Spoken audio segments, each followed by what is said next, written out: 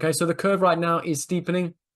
And that's leading to a number of things, which is we are seeing a stimulatory effect coming into the markets. In other words, given that the 2-year yields are at 3.5%, that's creating quite a lot of stimulus for the economy already. Okay, the Fed doesn't have to cut rates for the market to be stimulated. Why? Because when you go borrow money from the bank, they don't look at today's interest rate. They base it off of where 2-year, 5-year, 10-year yields are. Okay, so very important. Right now, the market is being stimulated by lower rates, and that will be comforting to the Fed. And one of those markets, of course, is of the S&P 500. Okay, we can see we had a very aggressive rebound off that 5,400 level at the start of September. We are just shy of these record territory again. Now, what I want you to take away from this chart in particular, it's not about being bullish, it's not about being bearish, it's being objective about the information. The first thing to note, if you've been trading the Federal Reserve for long enough, you must know the following. The job of the Fed is not to create volatility.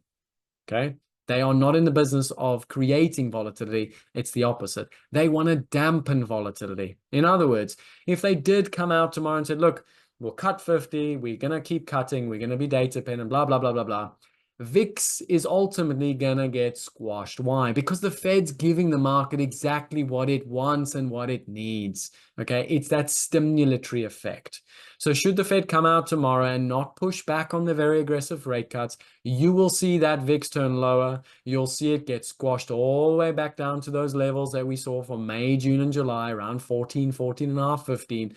As a result, that S&P 500 is going to ignite into record territory. Okay, now, I'm not going to go into great detail ultimately about how to play that and how to play that breakout, but that's something you want to watch over the coming days and weeks. Of course, it's not going to happen tomorrow. It's a case of, look, Fed, if you think you're going to cut very aggressively over the course of this year, perhaps 100 basis points or more, that will be a positive catalyst for equities. Why?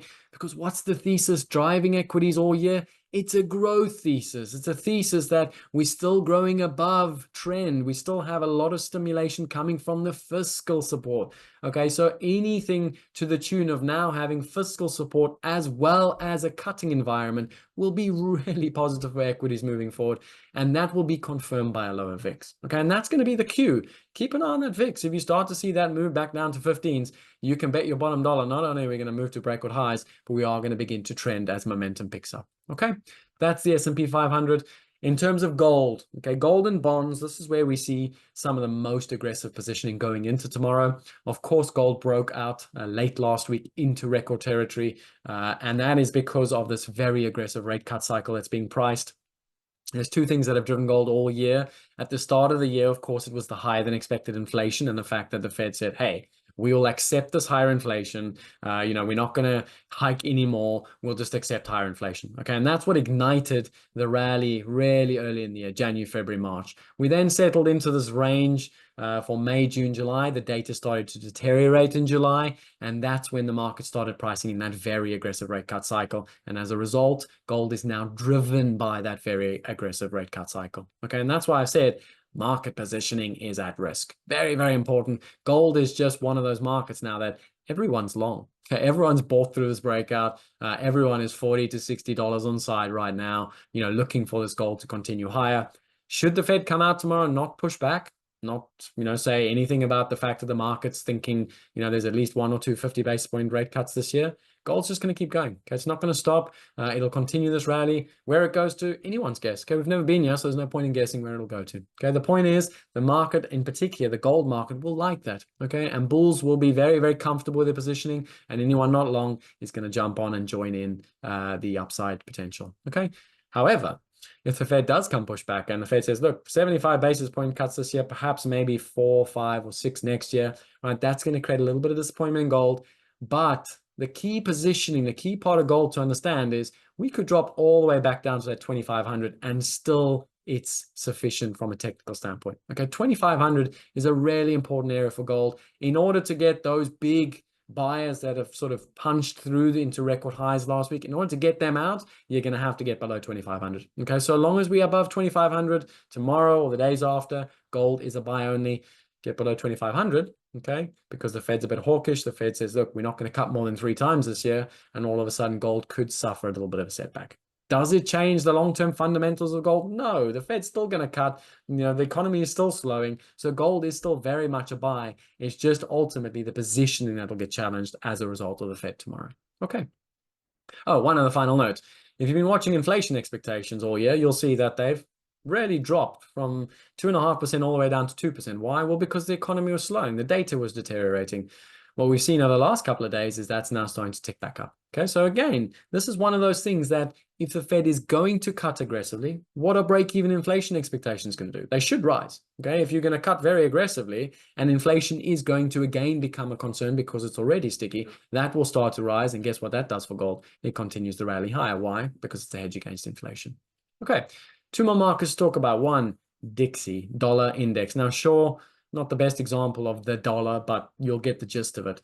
We've been in a range for the last 2 years, okay? Somewhere between 100 and 105, 106. We've been in this 6% range for the last 2 years. Why? Well, because effectively no central banks have been doing anything for the last 2 years except for sitting on high rates. Now, Swiss National Bank, BOE, ECB, they've begun the process of cutting. Fed starts tomorrow. But if you reverse and rewind the tapes 3 to 6 months ago, everyone was talking about US exceptionalism. The US economy is so strong. When they do cut, they're only going to cut very limited amounts because it's just super strong. Okay, and all of a sudden it flipped on a dime.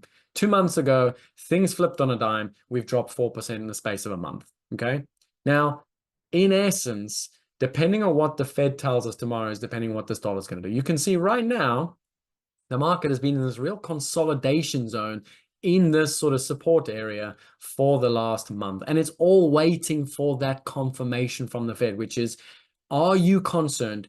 Do you think the current rate cut cycle is justified? If yes, what you're telling us, Mr. Fed, is you telling us that not only are you going to cut aggressively, but you're going to cut at a significant rate in comparison to the ECB that thinks only 5 cuts between now and the end of next year. BOE that thinks 6 cuts between now and the next year. The S&B has almost finished their cutting cycle. Okay. The Bank of Canada, of course, they're jumping on the bandwagon of 50 basis point cuts now as well. The point is that the dollar will suffer a setback because it will not only switch away from being the exceptional case, but it'll now be completely dovish relative to every other central bank. Okay. BOJ is still hiking interest rates. Right? And that makes the dollar a very aggressive sell over the coming days, weeks, months. Okay. If the Fed is going to outcut everyone else, watch out on the dollar. Okay. It is one of those markets that's been stuck in this range, stuck in a low volatility regime for some time. It's ready to break out if that Fed's going to confirm that rate cut cycle. Keep an eye on it. Very interesting one to watch.